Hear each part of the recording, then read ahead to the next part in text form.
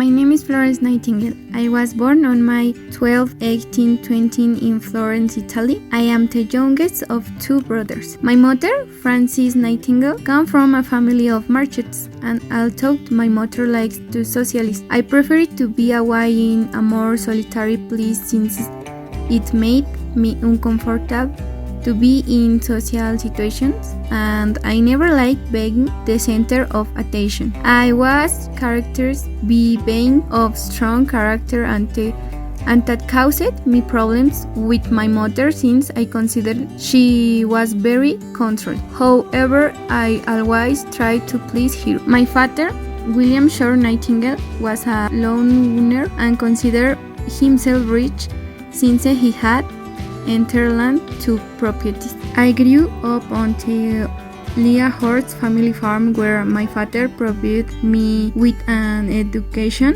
where he studied German, French, and Italian. From a very young age, I liked participating in philanthropy, caring for the sick and the poor who come from the neighboring village to my family's farm. When I was 16 years old, I was very clear that nursing was my vocation and I got to grant in my divine purpose. However, my parents did not like the idea and forbade me to dedicate myself to nursing since they expected me to marry a wealthy man and not accept a job that they considered menial. But that was not what I wanted. So when it was 17, I turned down Richard Monckton's millions, married purpose. Despite objections from my parents, in 1844 I enrolled as a nursing student at Pastor Flinders Lutheran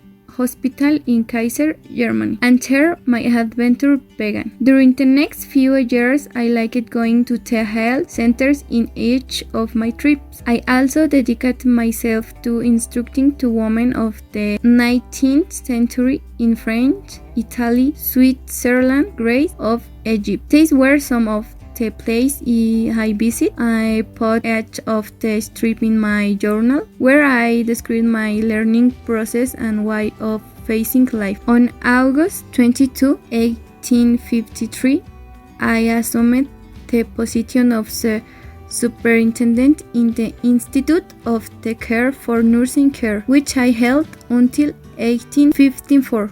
In 1954, under the authorization of Cindy Herbert, the Secretary of War, I brought in a team of 38 volunteer nurses to care for British soldiers fighting in the Crimean War, which was intended to limit Russian expansion into Europe. My nurses and me arrived at the Skilled Military Hospital to find wounded and dying soldiers amid horrible sanitary conditions. 10 times more soldiers died from diseases such as typhus, typhoid, cholera, and dysentery than from the battle wounds. Soldiers were poorly cared for. Medicines and other essentials were in short supply. Hygiene was sloppy and infections were rampant. I discovered that there were no clean clothes. The soldiers' clothing was infested with insects, lice, and fleas. The floors, walls, and ceilings were dirty and rats hid under the beds. There were no towels, basins, or soap, and only 14 toilets approximately for 2,000 soldiers. The death toll was the highest of all the hospitals in the region. One of my first purchases was 200 Turkish towels. Later, I provided a huge supply of clean sheets, lot of soaps,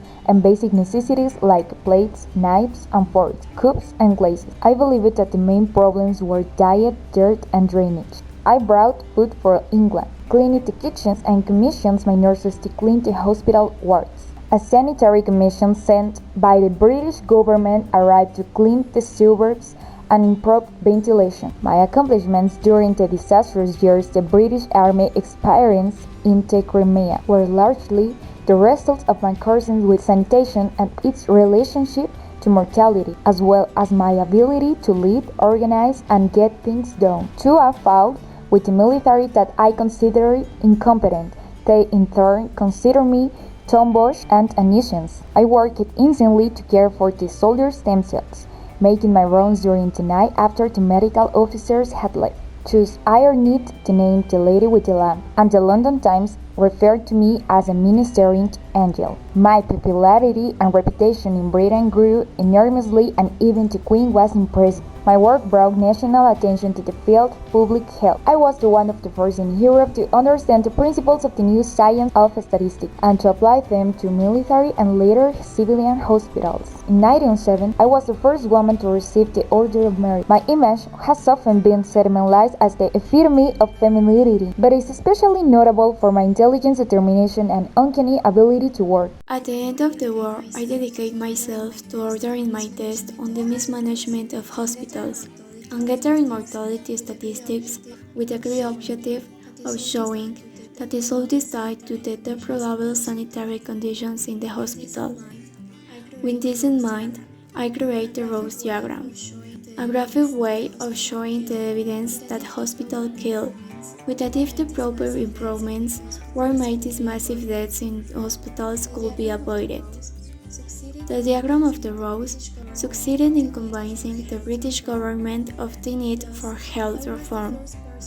Thus, I was the first person to use statistical graphics to persuade the authorities to change their strategies and to promote the correct sanitary design of hospitals.